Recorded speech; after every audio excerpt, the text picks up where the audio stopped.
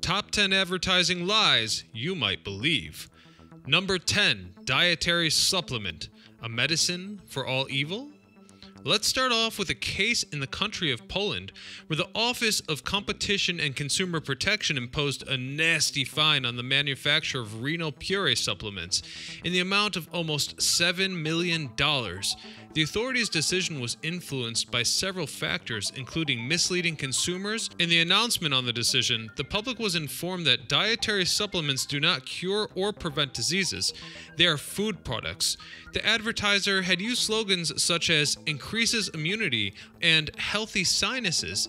Officials were also suspicious about the plot of the advertisement itself, in which the actress, who was obviously ill, immediately regained her health after consuming the supplement. The government also drew attention to a burning problem in Poland, namely the fact that many citizens have a problem distinguishing between medicine and supplements. Number 9. Green lies. Currently, a frequent trend used in advertising is the phenomenon of so-called greenwashing. Environmental awareness is a top priority in society, and this does not go unnoticed by advertisers, who are keen to piggyback on the new trend. One NGO named Friends of Earth Europe has prepared a report on how state solutions protect citizens against false information contained in advertisements. Unfortunately, there's still a long way to go. Ecological messages are often being abused by car manufacturers in specific. One well-known example is the French advertisement by Lexus, stating that the vehicle is so clean it does not affect the planet, when in reality, even a hybrid car emits pollution. Another good example is Honda and its SUV line. Advertisements suggest that the model is good for the environment, while everyone knows that four-wheel drive cars have high carbon dioxide emissions. Number 8. When the picture is different from the product. Have you ever purchased a product based on the picture only to find out that what's inside of the box looks almost nothing like it? The internet is filled with such treasures. Balloons, which when inflated will miraculously take on a fine shape. A Christmas Santa Claus that can also be unwrapped and used as an Easter bunny months later. My personal favorite, however, are those frightening cartoon characters sold on ice cream packages. Number 7. The institution in advertising. Here's another Polish story for you, this time in 2012, when the government levied a fine of nearly $500,000 against Lidl, all due to the fact that the company's advertisement referenced a report of the trade inspector, according to which Lidl had allegedly performed best.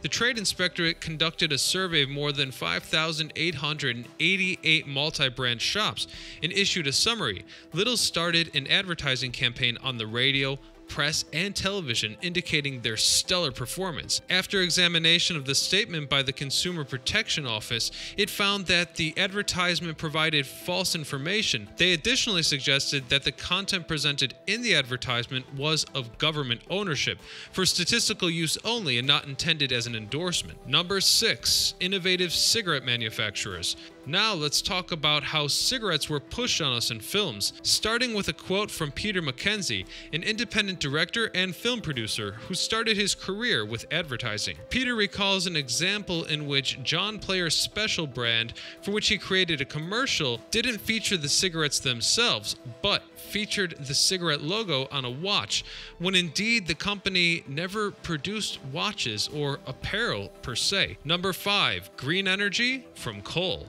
Another example of greenwashing can be seen by the power company called Enna, and their graphic advertisement reading, "The power of wind, hydropower, clean energy, pure business." The Committee on Ethics in Advertising has taken interest in the slogan and finally concluded that it misled consumers.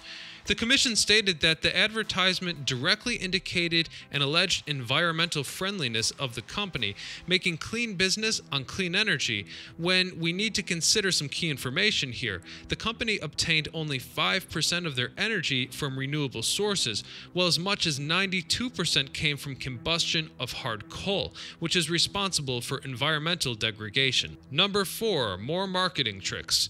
Here comes some more marketing lingo for you. This one is called lean wash, a term used in relation to advertising a product in a way that it seems to be healthier than it actually is, often targeting the parents of young children. For example, when a quote-unquote healthy porridge is actually highly processed, chemically filled garbage, or the sandwich snack that contains nothing but sugar and large amounts of processed fat. But let us not forget the candy producers who also brag about their product containing vitamins, when all you really receive is sugar and artificial dyes. Number 3, the Old Swaparoo.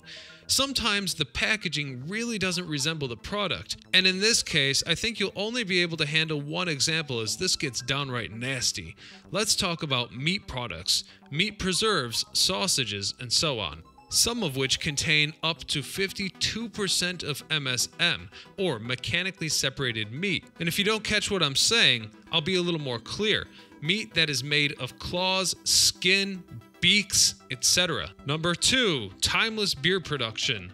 One blogger drew attention to an interesting phenomenon, the 9 types of untruth presented in beer advertisements. Among them, he mentions the reference to alleged tradition and formulas that have remained unchanged for years. And indeed, in the advertisement of alcohol, we also see a very atmospheric brewery where employees nostalgically walk through and make their inspections, but that's really not the case. The blogger goes on to point out that older breweries are rather rarely seen in industrial breweries unless left as a museum object.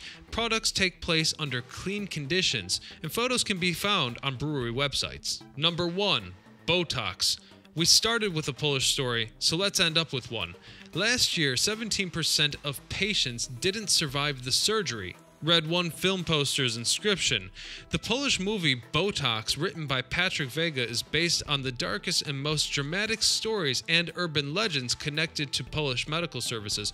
According to Oko Press, which filed a complaint to the Office of Competition and Consumer Protection, such data wasn't obtained from the Ministry of Health or the Central Statistic Office. According to journalists, post-operative mortality in Poland doesn't exceed 1%. It isn't clear where the poster of the film took the numbers from. The case is pending, but we can find that false advertisement sometimes goes in both directions. In this specific case, it's probably good news for all you Instagrammers out there. That's it for today's episode of Exit 10. Hit the subscribe button, smash that bell, leave us a comment, and we will see you next week.